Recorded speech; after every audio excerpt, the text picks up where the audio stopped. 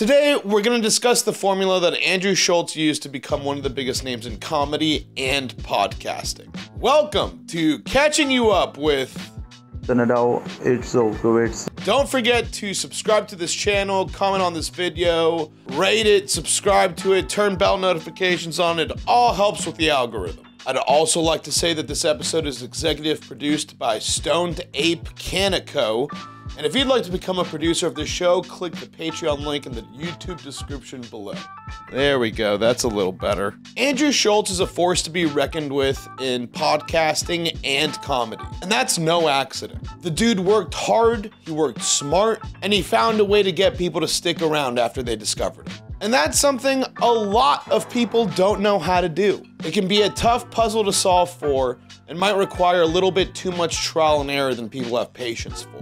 Schulz first got on my radar when I saw an episode of Joe Rogan Appearance in June of 2019 with Charlemagne the God, where he decided to bring on the co-host to one of his podcasts, Brilliant Idiots. After that podcast, I started recognizing the Schulz boom that was happening before our eyes. But it actually started at least a year before that, if not longer. He released a special called 441, where I believe it was him traveling to 4 different comedy venues, doing 4 different sets in one night. That special was released on YouTube in 2018, and Schulz said it had a huge effect on his ticket sales. And before that, he was on MTV's Guy Code, which is a show that put a lot of people on the map. Some people go on Joe Rogan Appearance and they think, I've made it to the finish line. Wrong. It's the starting line. And Schulz not only had momentum, but he had a running start when he made his first appearance on there. Let me just kind of explain honestly how big of a deal it is to get on the Joe Rogan Appearance. Joe Rogan is today's Oprah. He takes club acts and turns them into theater acts. He takes theater acts, maybe he propels them into arena acts. Some people depend on one thing to catapult them. Schulz was working on multiple catapults at the same time. He had already had the Brilliant Idiots podcast with Charlemagne going on, which is something that is still happening to this day. He started genuinely focusing hard on his social media and posting a whole bunch of stand-up content to it. And he launched his podcast, Flagrant, which was originally supposed to be a sports-centered podcast with comedy notes to it. Let's first focus on how he's changed the game for social media. Andrew was regularly posting stand-up comedy clips onto his Instagram, onto his TikTok, onto his YouTube on a weekly basis. He talks about that being one of the plans and one of the strategies that launched him into stardom. And I had like a self-reflection where I was like, I don't really want a sitcom per se. Like I did these things. Like I was leading a sitcom. I was in a fucking movie. I was doing these things. And I was like, I'm just doing this because I think that that's what I should do. And I think that being like removed from certain opportunities, I got to actually realize what I truly want to do. And then I was like, I'll fight for that. I'll work as hard as I can to fight for that. And just starting to like post and, you know, seeing this stuff on YouTube and seeing it get like this good reaction and like Instagram as well. And just like finding little things like subtitling a clip. Sure. Like just little hacks. It was like, so before that it was, I never share anything. I'm hoarding all the material for my special, then I'll release it. Now we look at our material as our greatest marketing tool. And I know what you're thinking. Nadav, Andrew Schulz, he's no Louis C.K., he's no George Carlin. At their most prolific, they put out like one thing a year. Because all right, I'll get out of the voice. Because if you think about it, a special a year is writing about a minute a week, which to a lot of people is like, how hard is it to write a minute of a joke a week that is funny? A lot fucking harder than you think. And sure, Schulz is posting a couple 1-2 minute clips here and there. He's also posting 5-minute clips. He's also posting 10-minute clips. And you're wondering, how the fuck is he able to post this much different content over the period of a year? Realistically, I put a lot of like crowd work and stuff out there, and it's not because like when I go and do my show on the road, I have like an hour of jokes. And then I also fuck around with the crowd, but the crowd work is something I can give away. Yeah. I don't want to give away singular, the jokes. Jokes take 6 months to make. I can't give it away in its infancy. Being good at crowd work is a cheat code for comedians that are posting content onto social media. You can go into a 300, 400 seater, do nothing but crowd work for 30 to 45 minutes, and end up with content for the next 3 or 4 months. But that's exactly what Andrew Schulz did. He realized that investing effort into posting stand-up clips every single week, what is a comedian supposed to be doing? It's to spread awareness that they are good at stand-up comedy and that you should be looking out for when they come to your city so that you can buy their tickets. That's the game. Maybe this started as just someone on their iPhone, but you start realizing you put even a little bit of money into this and all of a sudden it's gonna separate you from the rest of the people that are doing it.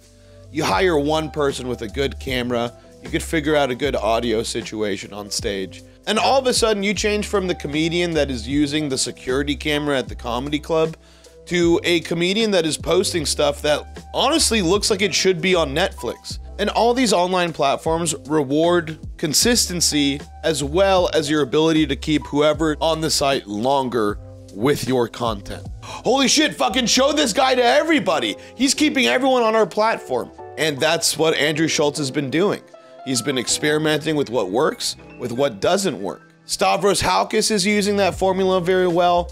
Matt Rife is using that formula very well. Schulz then started evolving and getting more granular with his social media content. There's a formula to creating content for social media, and it requires three things: the hook, the content, and the call to action. The hook is the thing to grab your attention and get you to stop scrolling on your phone. The content is the interesting stuff that's going to keep the person watching what they just started. And the call to action is the thing that you're selling. Buy tickets, this is where I'm going to be. And sure, Andrew Schulz didn't invent this, but he started with a funny sentence, some sort of sound, and then asked you to turn your phone on the side, which prevented you from scrolling away from the video. Plus, the content that he's presenting to you is pretty well written. It can easily be compared to an opening monologue from John Oliver's Last Week Tonight. He would choose a topic to present to you and then just joke, joke, joke, joke. It's just a machine gun of jokes. All of this content aided in blowing up Andrew Schulz. And the stuff that Schulz had been posting clearly showed it had a whole ton of effort put into it. It led to Netflix saying, hey, this is such a good idea. Let us give you money to make this for us. And that turned into a 4-episode limited series on Netflix called Schulz Saves America. Now keep all in mind, this has all just been social media strategy that's been blowing up. And everything that I just described to you is just one way that Schulz blew up. There were multiple vehicles that he invested in to bring him to the level that he's currently at. Posting stand-up clips was one of them. Another one of them is while he was continuing to do the Brilliant Idiots podcast with Charlemagne the God, he launched a second podcast called Flagrant 2. And that originally started with him, Akash Singh, and Kaz. Eventually, the show evolved into being more comedy-centric instead of sports-centric. They brought on Mark Gagnon, a comedian that toured with Andrew Schulz. They brought on Alex Media, who's the executive producer of Flagrant and Brilliant Idiots. And Kaz kind of phased out as it kind of no longer was his thing. And sure, there might have been some creative differences, but we're not going to get into those details. And here's the most interesting thing about Flagrant, is that if you look at it and you scroll from when it first started, you can see the progression in how much effort they're investing into that podcast.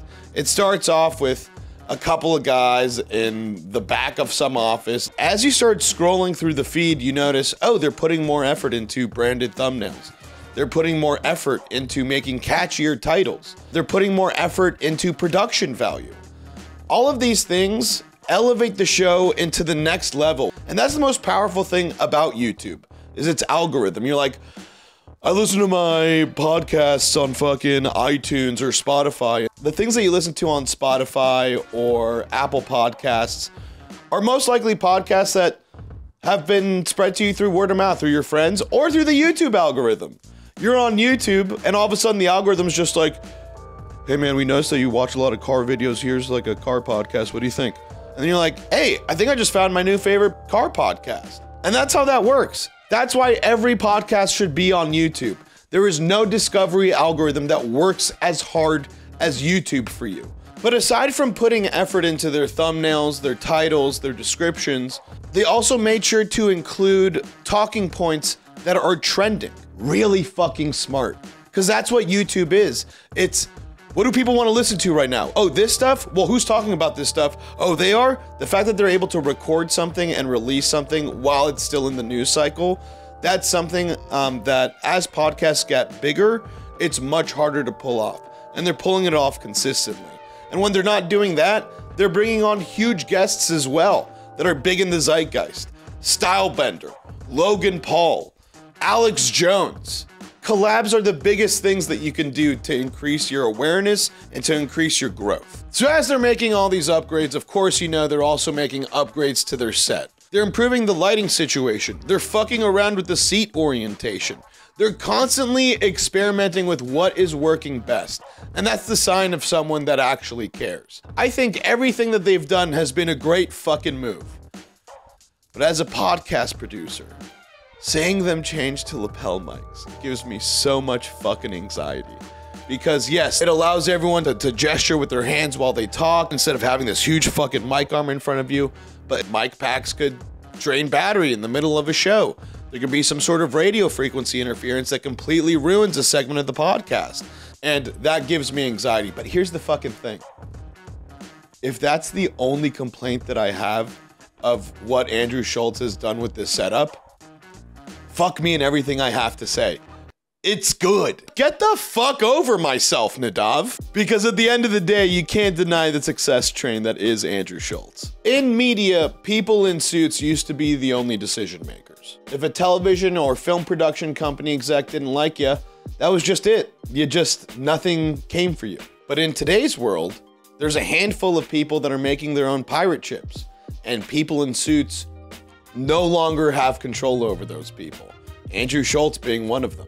At the end of the day, all you need is a camera, a ring light that fucking glares in your glasses that people won't stop complaining about, and a fucking microphone. The content creators are now the people that get to decide that, and it is wild as fuck to see the tides changing. A podcast appearance will bring someone more awareness on their promotional tour than going on a late night show. TV shows that take hundreds of people to put together are being outperformed by a podcast that takes 5 people.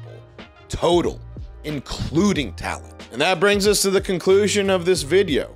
Schulz is killing it on all fronts and has created the template that literally any comedian could take. As long as you're funny and you take some of the practices that he's been doing, it's a recipe for success. There's literally no harm in trying it. And sure, it'll probably get to a point where the market gets oversaturated, but guess what? That's when it evolves, that's when you pivot and you figure out what the new way to grab attention is. And with that, this marks the end of the episode of Catching You Up with Nadav. It's okay, die. But I want to say thank you to everyone. Right now, the screen is blurry and filled with names of producers that are, honestly, without their help, it would be much harder to put out this content the way that I'm putting it out. And if you would like to become a producer of this content, click the Patreon link in the description below. And with that, good tidings, y'all. This is a totally unconfirmed news.